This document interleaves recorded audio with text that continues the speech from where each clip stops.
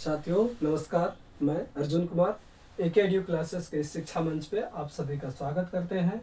तो चलिए साथियों, आज हम लोग जो है ठीक है इस टेंस के सीरीज में फ्यूचर कंटिन्यूअस टेंस के बारे में जानते हैं।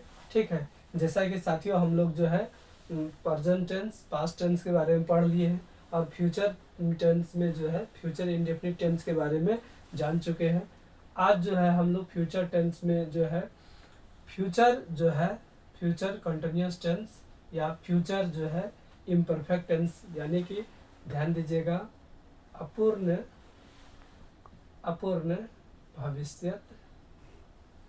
भविष्यत काल। ठीक है साथियों, इसके बारे में पढ़ेंगे, यानी कि अब जो है इसके बारे में थोड़ा सा जानते हैं साथियों।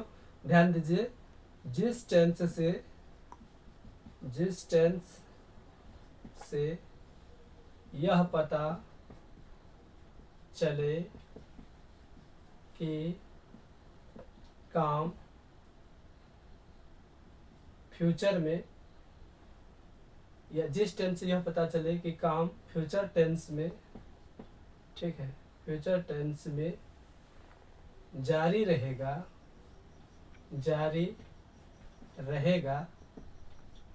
तो उसे फ्यूचर कंटिन्यूअस टेंस कहते हैं। ठीक है साथियों, पहचान के रूप में वाक्य के अंत में जो है तार रहेगा, टी रहेगी, ते रहेंगे आदि लगा हुआ रहता है।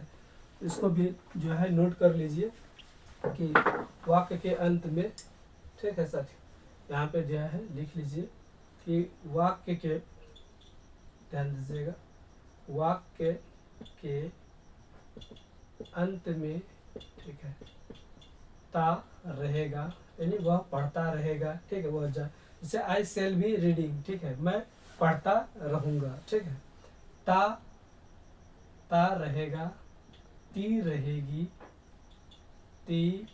रहेगी या ता रहूँगा, ठीक है, ता रहूँगा, ठीक, आदि वाक्य के अंत में लगा रहता है। ठीक है साथियों, ये जो है इसका पहचान है, यानी इसकी आइडेंटिटी है, इस बात को समझिए। ठीक है साथियों, तो ये फ्यूचर कंटिन्यूअस टेंस है, अपूर्ण भविष्यत काल। जिस टेंस से यह पता चले कि काम फ्यूचर टेंस में जारी रहेगा, ठीक है, तो उसे फ्यूचर कंटिन्यूअस टेंस कहते हैं।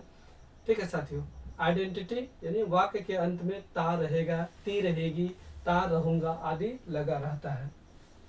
ठीक है साथियों, अब जो है हम लोग इसके बारे में जो है यहाँ पे ध्यान दीजिए, स्ट्रक्चर के बारे में जो है जानते हैं।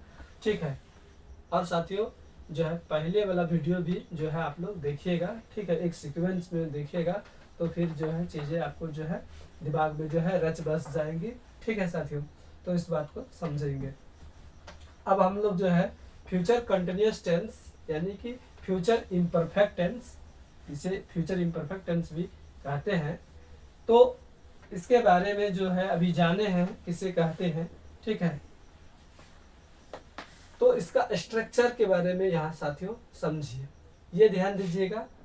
ठीक है, ASNSIS, AS का मतलब साथियों एफर्मेटिव सेंटेंस यानी स्वीकारात्मक वाक्य अगर रहे तो उसके लिए क्या स्ट्रक्चर है, ध्यान दीजिए, सब्जेक्ट प्लस सेल या will plus be plus B4 plus object. ठीक है साथियों, अगर नेगेटिव हो तो यहाँ पे ध्यान दीजिएगा सब्जेक्ट, ध्यान दीजिएगा साथियों, सब्जेक्ट प्लस सेल या will plus not plus be plus B4 plus object. ठीक है साथियों, तो इस तरह से जो है यहाँ पे ध्यान दीजिए नोट। ठीक है, इसको शॉर्ट में भी जो है, अगर आप पिछले वीडियो जो देखे होंगे तो इसके बारे में बताए हैं कि इसको शॉर्ट में भी जो है इसको लिख सकते हैं। ठीक है साथियों, तो सब्जेक्ट प्लस सेल या विल प्लस जो है not plus be plus B4 plus object. अब ध्यान दीजिए IS यानी इंट्रोगेटिव जो सेंटेंस है, यदि क्या वाक्य के शुरू में हो तो क्या करेंगे साथियों, सेल और विल को जो है बाहर करेंगे, सेल या will plus subject plus be plus B4 plus object plus interrogative symbol. ठीक है साथियों, तो इस बात को ध्यान में रखेंगे। अब यहाँ पे ध्यान दीजिए साथियों, ये हो गया, यदि क्या वाक्य के शुरू में रहे तो सेल या विल को जो है हम लोग बाहर करेंगे।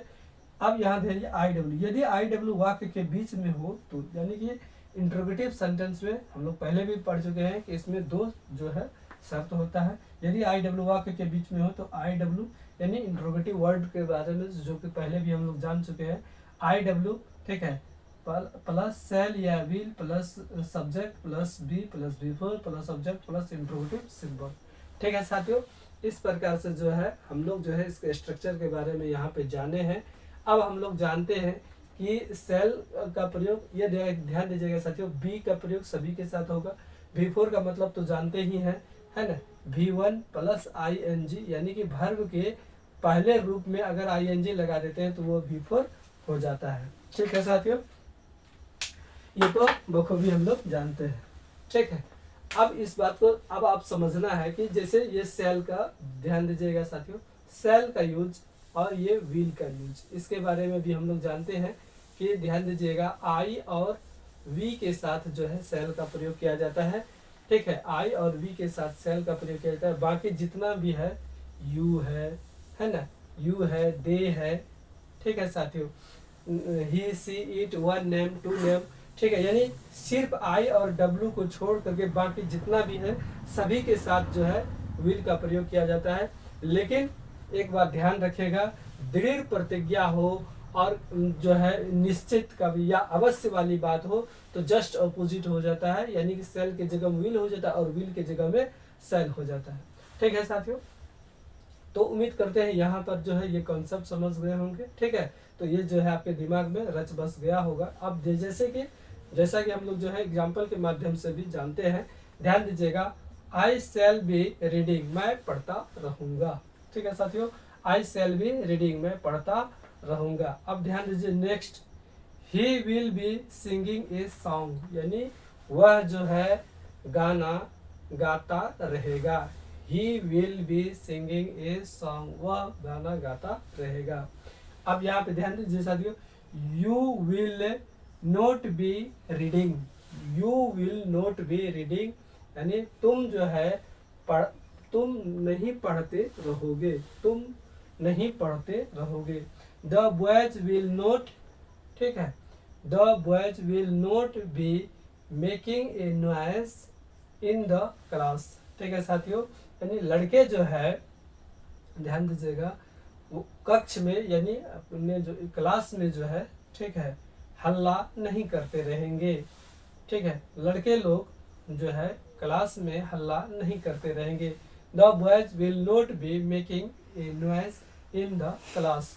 अब साथियों यहाँ पे ध्यान दीजिए, ये विल है, इसका मतलब है ये क्या वाला जो फॉर्मेट है, यानी कि ये जो है स्ट्रक्चर, यहाँ पे ध्यान दीजिए, विल यू बी, ठीक है, विल यू बी प्लेइंग, क्या तुम जो है खेलते रहोगे। Will you be playing. Will he not be swimming, क्या वह नहीं तैरता रहेगा। Will he not be swimming, क्या वह नहीं तैरता रहेगा।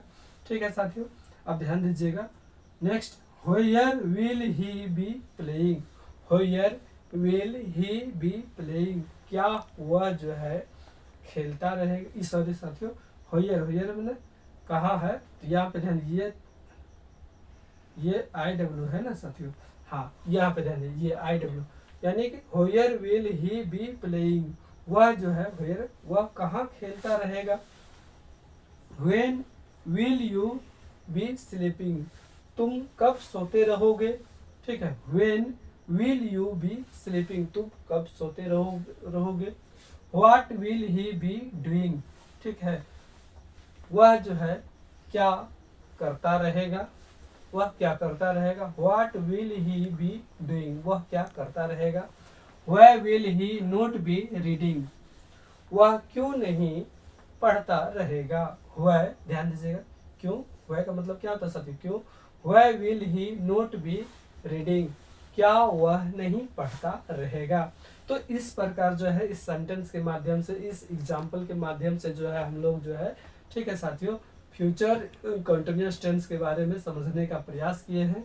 साथियों इससे पहले भी हम जो है बातचीत किए थे कि जो है आप लोग जो है एक बुक जरूर रखिएगा, ताकि उसमें जो भी हो तो प्रैक्टिस कर सके आप। ठीक है। साथ ही साथ इस कॉन्सेप्ट को बढ़िया से जो है आप लोग जो है समझने का प्रयास कीजिए, ठीक है। इस वीडियो को देखिए, अगर जो है, ठीक है, अगर नहीं समझ में आए तो फिर पुनः जो है 1-2 बार इसको देखिएगा। साथ ही साथ जो है, ठीक है, आप जो है एक बुक रखिए, उसमें भी पढ़िएगा थोड़ा सा और उसको प्रैक्टिस कीजिएगा, ठीक है। सारा कॉन्सेप्ट क्लियर हो जाएगा आपका, ठीक है साथियों। उम्मीद करते हैं कि यह वीडियो जो है आपको अच्छा लगा होगा, ठीक है। अंत में तो यही कहेंगे कि अगर आपको अच्छा लगे तो लाइक शेयर सब्सक्राइब कीजिएगा, ठीक है। फिर जो है और ठंड का मज़ा लेते रहिए। फिर मिलते हैं नेक्स्ट वीडियो में, ठीक है साथियों। नमस्कार, जय हिंद, जय भारत।